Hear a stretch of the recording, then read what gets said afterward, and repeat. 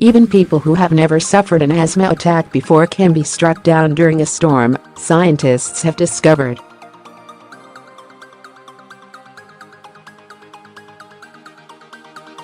They found hospital admissions for asthma attacks increase up to tenfold during big storms, with half of the patients not previously known to be asthmatics.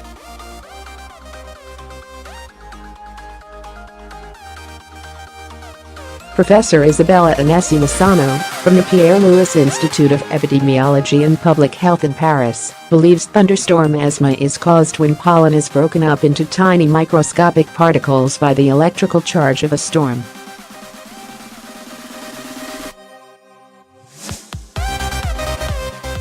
This means they are inhaled far deeper into the lungs than normal pollen, triggering asthma attacks in people who have never had problems before.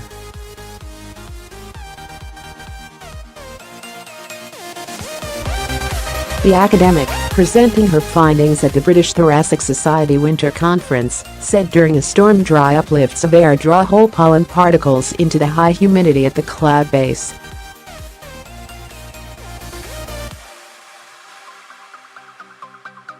The particles are then ruptured by electricity in the storm, and then cold downdrafts force the smaller pollen fragments to ground level where they are spread.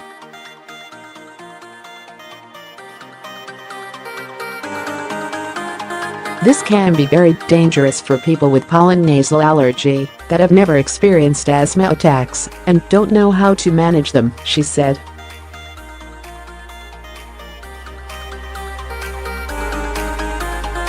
During the first 20 to 30 minutes of a thunderstorm, people with pollen nasal allergies may inhale a high concentration of the pollen fragments dispersed into the atmosphere, which in turn by penetrating the airways can induce asthmatic reactions, often severe.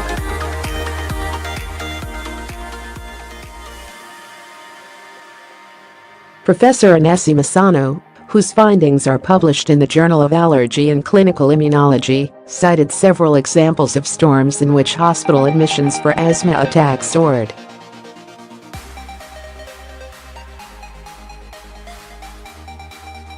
In November 2016, during a major storm in Melbourne, Australia, 8,500 people were taken to A&E after asthma attacks, 9 of whom died.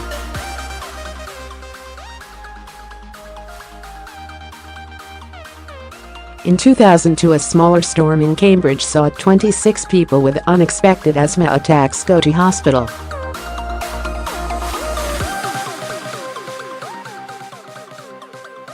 And in June 1994, some 640 people with asthma arrived at hospitals in London in the 30 hours after a thunderstorm, up from an expected number of 60.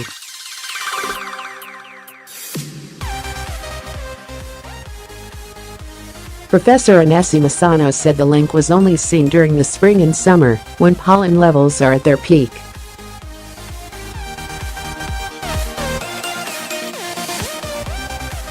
But she said climate change is likely to make the problem worse, increasing the frequency of thunderstorms.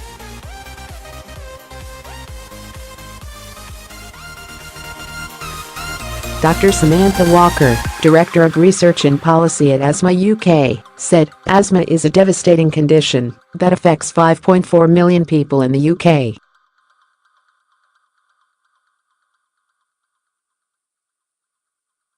We have seen the effect that thunderstorms can have for people with asthma. Just last year, several people in Melbourne died as a result of their asthma being aggravated by thunderstorms."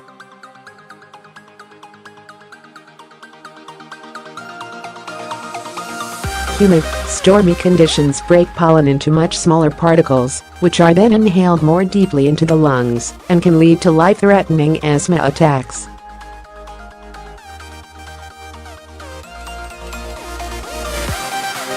People with asthma who struggle with pollen should try to stay indoors with the windows closed during thunderstorms.